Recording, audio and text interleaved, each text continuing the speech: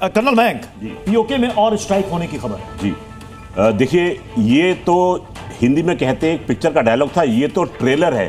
Picture अभी बाकी है मेरे दोस्त। तो ये सोच के आप आराम से ना बैठ जाएं कि ये केवल हमला हुआ और रुक गया। हालांकि इस हमले की खबर जो है वो मार्को रूबियो तक पहुंचा दी गई थी यूएसए में उसी समय, और उसके बाद में डोनाल्ड ट्रंप ने आके अपना बयान भी दे दिया और ये भी कहा था कि ये दो देशों की लड़ाई है और ये कहा है ये सदियों से चलती आ रही है।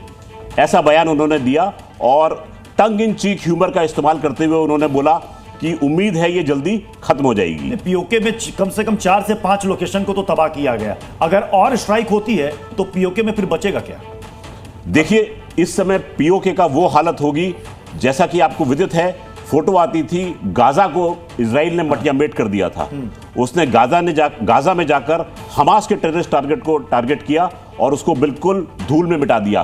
प्रधानमंत्री ने अपने बयान में कहा था कि आतंकवादी और उनके आकाओं को धूल में मिला देंगे।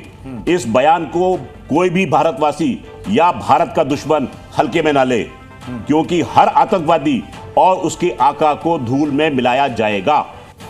तो एक बड़ी खबर यह है कि कुछ और स्ट्राइक सभी हो सकती है और वो स्ट्राइक होगी पीओके के भीतर। नॉट टारगेटेड स्ट्राइक वहां पर हुई है। खुद पाकिस्तान की तरफ से ऑफिशियल बयान आया है। पाकिस्तान ने भी माना है, 9 नहीं माना, 6 माना है पाकिस्तान ने। और वहां के डीजी ने कहा कि 24 हमले की जानकारी है, कोई कैजुअल्टी नहीं है, ये पाकिस्तान की तरफ से जानकारी। लेकिन जो खबरें हमारे पास आ रही हैं, 75 आतंकी मारे जा चुके हैं और जो हमारे एक्सपर्ट से बता रहे हैं, जो तस्वीरों को देखकर कि तबाही 75 नहीं, 75 को आप गुना करते जाइए। और एक बड़ी खबर आ रही है, एयर रेड की फिर से जो सायरन्स है उन्होंने बजना शुरू कर दिया मुजफ्फराबाद में। देखिए, जो बात हम अभी कह रहे थे वो अभी दिखने भी शुरू हो गए।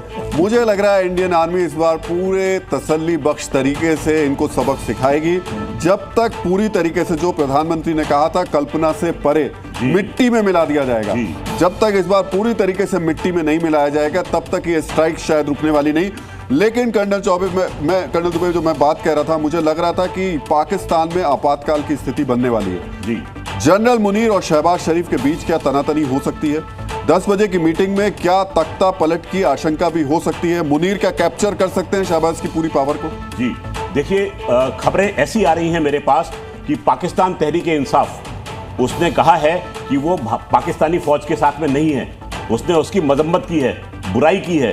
तो देखिए, इस समय पाकिस्तान मुझे दो फाड़ होता वैसे ही दिखाई दे रहा है राजनीतिक एंगल से।